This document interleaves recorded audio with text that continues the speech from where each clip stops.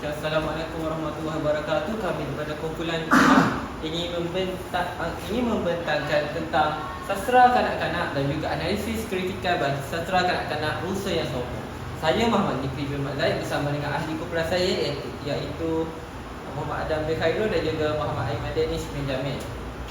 Okey, pertama saya akan membentangkan tentang sastra kanak-kanak.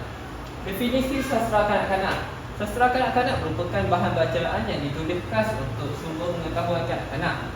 Bahan-bahan ini merangkumi semua bentuk penulisan kreatif dalam imajinatif, khususnya bertujuan untuk dibaca, hiburan dan dinilai oleh kanak-kanak. Sastra kanak-kanak ini dicipta khususnya untuk kanak-kanak seperti buku cerita, pantun dan juga cerita-cerita dongeng. Seterusnya kita akan mengetahui tentang sumbangan sastra kanak-kanak. Terdapat 3 sumbangan sastra kanak-kanak. Yang pertama ialah menurut Hadijah Rahmat tahun 2006, sastra awal kanak-kanak merujuk kepada hubungan kanak-kanak dengan hasil kreatif iaitu buku atau bahan bacaan dan cerita. Hubungan tersebut boleh dalam bentuk mendengar, bertutur, membaca dan menulis. Sumbangan yang kedua pula ialah menurut Muhammad Sidin Ahmad Ishak pada tahun 2005 mengatakan bahawa sastra kanak-kanak mempunyai tafsiran yang agak luas dan umum, seperti karya puisi, novel, drama dan juga segala bentuk penerbitan dan penulisan yang memberikan manfaat kepada kanak-kanak adalah merupakan sastra kanak-kanak. Sumbangan yang ketiga ialah menghasilkan bahan-bahan bacaan yang bersesuaian dengan peringkat umur kanak-kanak menerusi penggunaan bahasa yang mudah serta ilustrasi yang menarik. Penggunaan bahasa yang mudah ini bertujuan untuk memudahkan kanak-kanak untuk memahami apa yang mereka baca berdasarkan sastra tersebut. Manakala ilustrasi yang menarik supaya dapat menarik minat kanak-kanak untuk membaca. Seterusnya ialah nilai-nilai kebudayaan masyarakat Melayu dalam konteks kesusadaraan dapat dilestarikan menerusi sastra kanak-kanak. Sebagai contoh, melalui sastra kanak-kanak, kanak-kanak akan dapat mempelajari tentang nilai bumi, moral dan juga pembelajaran nilai moral dalam cerita itu. Yang terakhir ialah memainkan peranan penting dalam pembelajaran bahasa kanak-kanak untuk meningkatkan kemahiran berbahasa dan kelangaan murid. Ini kerana melalui sastra kanak-kanak, murid dapat belajar untuk membaca dan juga boleh meningkatkan kemahiran tentang bahasa kanak-kanak tersebut. Habis berkaitan dengan sastra kanak-kanak, ini kita akan masuk kepada asas kritikan sastra kanak-kanak. Kritikan sastra kanak-kanak yang kami pilih ialah bertajuk Kisah Rusa yang Sombong. Ini merupakan sinopsis bagi sastra kanak-kanak Kisah Rusa yang Sombong. Dalam sebuah hutan ada seekor rusa yang sangat sombong. Rusa sangat suka pergi ke kolam untuk melihat bayangannya. Dia selalu berbangga dengan tanduknya yang cantik. Oh, cantiknya tandukku, tapi lihatlah pula betapa kurusnya kakiku. Aku mahu kakiku juga cantik. Aku mahu dilihat cantik dari kepala hingga hujung kaki, rungutnya. Rusa tidak suka pada kakinya yang kurus. Ketika sedang asyik melihat bayangnya di tepi kolam, rusa terdengar seekor anjing menyalak. Rusa tersedar yang anjing pemburu sedang menuju ke tempat itu. Rusa merasa takut lalu berlari sekuat hati. Sedang dia berlari dalam hutan, tiba-tiba tanduknya tersangkut pada dahan-dahan pokok yang rendah. Rusa meronta-ronta untuk melepaskan tanduknya. Rusa bertambah cemas apabila tersalahkan anjing semakin dekat. Akhirnya, kakinya yang kurus itu menolongnya melepaskan diri. Namun begitu, tanduknya patah sedikit. Anjing pemburu semakin hampir. Rusa itu berjaya melarikan diri kerana dia boleh berlari laju. Sekarang dia menyedari penggunaan kakinya yang telah membantu menyelamatkan dirinya daripada bahaya. Okey, habis kepada sinopsis. Seterusnya kita akan berikan kepada pasal ahli kumpulan saya iaitu Muhammad Adam untuk membicarakan tentang asas kritikan. Jadi Jadi saya akan menceritakan tentang kritikan sanjungan daripada Russell yang sombong. Okey, jadi pertama, sebelum kita nak tahu apa kritikan sanjungan ni, kita perlu tahu apa maksud dia.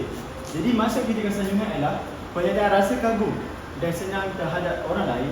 Kritikan ini memuji karya dan pengarangnya yang berupaya menghasilkan pemikiran bernas serta dapat menampilkan elemen karya yang menarik. Maksudnya karya sanjungan ini, kritikan sanjungan ini merupakan kritikan ni maksudnya nak memuji karya pengkarya yang melakukan suatu karya yang dapat berfikir dengan intelektual, bernas untuk menghasilkan satu karya yang mempunyai macam apa yang kita tak dapat tahu yang dia boleh buat karya ni yang dapat manfaat kepada orang lain. Memang terlalu bernas dan intelektual. Dan okey, pertama apa yang dapat saya cari dalam Russell Sombong ni adalah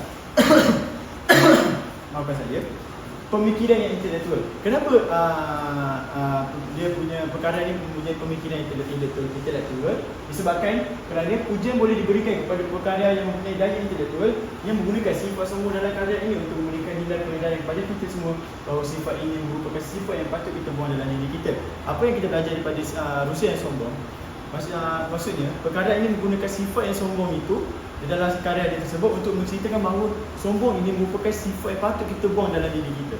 Sebab habis kalau kita tahu sinopsis Russell yang sombong, Russell ni dia sangat agungkan dia punya tanduk yang sangat cantik itu, tapi dia tak bersyukur dengan apa yang, maksudnya dia terlalu sombong dengan orang lain sebabkan dia punya tanduk yang besar, yang cantik, tapi dia terlalu tidak bersyukur dengan apa yang kaki dia terlalu kurus. Okey, jadi dia pengkarya ni menggunakan sifat sombong ini untuk menceritakan kepada orang lain supaya kita tidaklah patut bersombong dengan apa yang kita ada dalam kehidupan kita seharian. Okey, yang kedua ialah perkara tersebut mempunyai idea yang bernas atau kebernasan. Okey, karya ini menceritakan bahawa kita hendaklah bersyukur dengan apa yang kita ada seperti Russell semua ini. Tidak suka atas kaki yang kurus dan tanduk yang cantik. Perkara ini menggunakan dua elemen ini untuk menceritakan bahawa tanduk yang cantik itu merupakan penyebab Russell tersebut tersekat semasa melarikan diri daripada anjing pemburu itu. Hari sekali kaki Russell yang kurus itu dapat menyelesaikan masalah Russell yang tersekat tersebut. Ini menunjukkan bahawa kebernasan karya untuk menggabungkan dua elemen yang boleh memberikan pengajaran kepada kita semua. Jadi apa yang kita lihat daripada sini, perkara ini menggunakan dua elemen. Maksudnya yang sombong dan satu lagi dengan kaki tu. Maksudnya dia cerita Russell ni dia terlalu agungkan dia punya tanduk yang besar, sedangkan tanduk yang besar itu memberi keburukan kepada dia. Kalau kita lihat daripada sinopsis cerita dia, disebabkan tanduk itulah dia tersekat. Akibat kenapa? Bila dia berlari daripada jin pemburu, dia berlari, dia punya tanduk yang besar tu menyebabkan dia tersekat pada pokok, yang menyebabkan dia tidak boleh berlari daripada situ.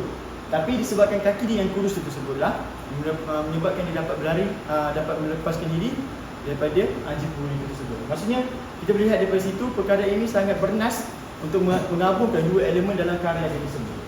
Okey, yang kedua adalah kita akan ceritakan pasal kritikan teguran. Okey, kritikan teguran ni adalah maksud adalah kritikan yang bersifat memberi teguran dan peringatan secara ikhlas. Dia lebih praktikal kerana pengkritik melaksanakan kajiannya dengan lebih berimbang dengan menyatakan keistimewaan, kekuatan tas pembinaan dan menunjukkan kekurangannya. Okey, jadi apa yang kita boleh simpulkan dalam kritikan teguran ni adalah dia menceritakan tentang apa yang perkara ini nak tegur dalam karya dia tersebut. Contoh, apa yang saya jumpa adalah sifat sombong. Karya ini mengkritik sifat-sifat yang sombong. Melalui Russell, perkara ini menceritakan bahawa orang yang bersifat sombong merupakan orang yang tidak bersyukur atas nikmat yang diberi olehnya. Russell tersebut sombong disebabkan tanduk yang cantik dan tidak sempit pada kaki yang kurus. Ini boleh memberikan pengajaran kepada orang awam bahawa sombong merupakan sifat yang memberi kerugian kepada diri sendiri. Maksudnya kita cerita daripada sini, maksudnya orang yang sombong ini merupakan orang yang paling rugi dalam dunia. Sebab apa? Disebabkan dia terlalu sombong sebab dia kata, aku punya tanduk dia besar. Tapi disebabkan tanduk yang besar tu lah menyebabkan dia hampir mati, hampir dimakan oleh anjing pemburu. Tapi maksudnya nak cerita ni bahawa perkara ini menggunakan sifat sombong ni untuk memberi teguran. Memberi teguran dalam karya dia tersebut bahawa kita ni janganlah bersifat sombong. Okey, yang ketiga ialah kritikan saranan. Okey, maksud kritikan saranan adalah kritikan saranan merupakan kritikan yang menganjurkan sesuatu untuk memperbaiki kekurangan serta memantapkan unsur-unsur yang membina di dalam karya tersebut. Okey, maksudnya dia menganjurkan sesuatu untuk memperbaiki kekurangan dan serta memantapkan unsur-unsur ilmu ini dalam karya. Okey, kita tengok pada pertama. Jangan pernah mengeluh atas kekurangan diri. Maksudnya, Rusia sombong tidak suka melihat kaki yang kurus kerana dia merasakan bahawa kaki-kaki yang kurus itu tidak cantik untuk dilihat. Jika dibandingkan dengan tanduk yang besar, dia cantik sehingga menyebabkan dia selalu bayangkan tanduk dia pada pantulan air. Maksudnya kita ni, kritikan ini menceritakan bahawa kita ni perlulah jangan mengeluh disebabkan kekurangan diri sendiri. Maksudnya, baik kan, Rusia ni dia sombong sebab apa? Dia melihat kaki dia kurus. Dan dia menyebabkan disebabkan kaki dia kurus tu, dia kata yang dia ni tak cantik. Tapi apabila dia bandingkan dengan tanduk yang besar, dia anggap tanduk yang sebabkan tanduk yang besar dia cantik, tapi dia tak bersyukur dengan atas apa yang dia ada. Sebab apa? Dia kata sebab apa? Disebabkan kaki kurus lah dia mengeluh. Kenapalah aku ada kaki kurus ni? Sedangkan tanduk aku dah besar. Jadi dengan sebab tu lah dia memang kita ni tidak perlulah mengeluh disebabkan atas apa kekurangan diri sendiri. Yang kedua adalah jangan pernah sombong atas kecantikan diri sendiri.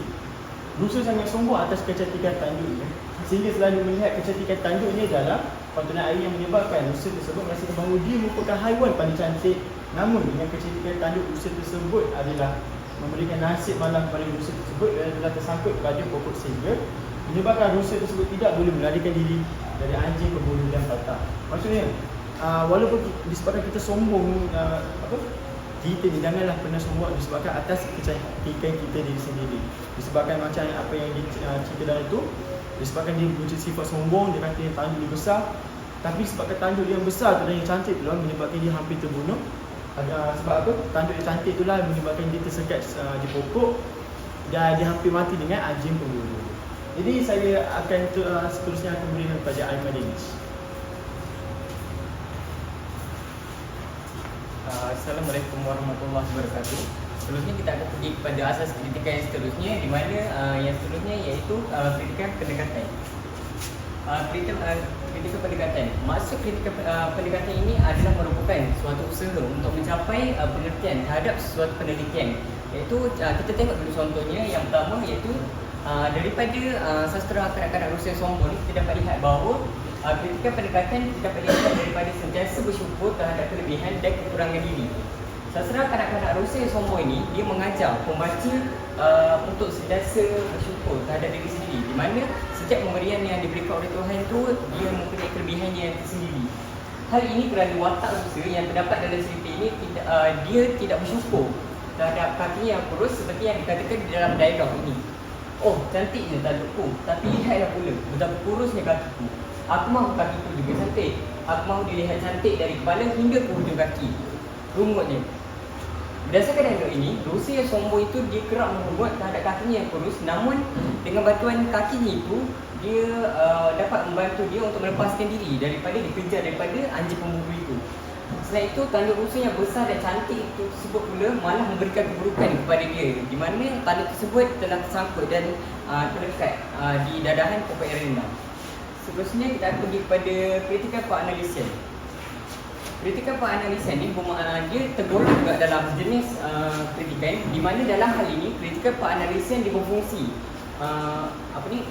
untuk meneliti secara mendalam sesebuah karya itu, untuk memperoleh maklumat. Antara maklumat itu adalah pemikiran, teknik penceritaan, tema, persoalan bagi meneliti mutu karya sastra yang dihasilkan. Iaitu yang pertama contohnya adalah merupakan sastra yang menjadi teladan kepada kanak-kanak, di mana Rusia sombong ni kan sebagaimana yang kita tahu dia memberikan nilai-nilai murni dan pengajaran akibat sikap yang sombong daripada watak Rusia tersebut. Iaitu sastra kanak-kanak Rusia sombong ini terdiri daripada watak seekor Rusia sombong dan seekor anjing yang kelaparan yang sedang mencari mangsa. Pada permulaan, kisah ini bermula apabila seekor Rusia bangga dengan tanduknya yang cantik. Dan seterusnya dia memperlitihkan kakinya yang kurus itu. Pada akhirnya tanduk yang cantik itu telah menyebabkan kemalangan, manakala kakinya yang kurus itu membantu dirinya daripada tersangkut ke dadahan pokok yang rendah itu. Akhirnya Rusia itu berjaya melarikan diri kerana dia boleh berlari laju atas asbab kelebihan kakinya yang kurus itu, dan sekarang dia telah menyedari bahawa kegunaan kakinya yang telah membantu menyelamatkan dirinya daripada ancaman bahaya, iaitu dikejar daripada anjing pemburu. Dan akhir sekali kita pergi kepada kritikan penilaian, di mana kritikan penilaian ini bermaksud pengkritik akan menilai sesebuah karya sastra itu dia melihat dari segi isi ataupun mesej yang hendak disampaikan oleh pengarang. Keadaan ini memerlukan kritik melihat keistimewaan dan kekurangan karya tersebut. Okey, iaitu yang contohnya yang kita dapat dilihat daripada kritikan penilaian ini, iaitu karya Rusia yang Sombong ini merupakan karya yang bermutu tinggi kerana dia berunsurkan pengajaran. Sastra kanak-kanak Rusia yang Sombong ini mengajar pembaca untuk tidak memiliki sifat yang sombong atas segala kelebihan yang dimiliki, malah menggunakan kelebihan yang diberikan ke arah kebaikan untuk membantu diri maupun orang lain. Sebagai contoh, macam kita mempunyai kelebihan suatu perkara, kita tidak seharusnya berasa sombong dan angkuh kerana kita mempunyai kelebihan tersebut, malah kita sepatutnya menggunakan ke arah kebaikan dan perkara-perkara yang baik. Seterusnya, bukan itu sahaja, kita seharusnya bersederhana dalam memiliki suatu kelebihan, kerana kemungkinan ia juga mempunyai kelemahan yang tersendiri. Sebagai contoh, macam kisah Rusia Sombong ini, di mana dia beranggapan bahawa tanduk yang cantik itu adalah satu kelebihan baginya. Namun ia juga menyebabkan kemalangan ataupun kelemahan buat dirinya apabila dia tersangkut kedadahan, apabila dia cuba melarikan diri daripada dikejar oleh anjing pemburu. Sebagai contoh, di dalam dialog di mana Rusia berasa bangga dengan kecantikan tanduknya, macam yang saya katakan sebentar tadi, namun tiba-tiba tanduknya tersangkut pada dadahan pokok yang rindam apabila cuba untuk melarikan diri daripada dikejar oleh anjing tersebut. Kemudian kakinya yang kurus itu berjaya melepaskan dirinya daripada kejadian tersebut. Oleh itu, berdasarkan daripada cerita atau kisah daripada Rusia yang Sombong ni, kita mestilah bersyukur terhadap segala pemberian yang diberikan oleh Tuhan, kerana setiap perkara atau benda itu mempunyai kelebihannya yang tersendiri. Itu sahaja daripada kami. Sekian, terima kasih.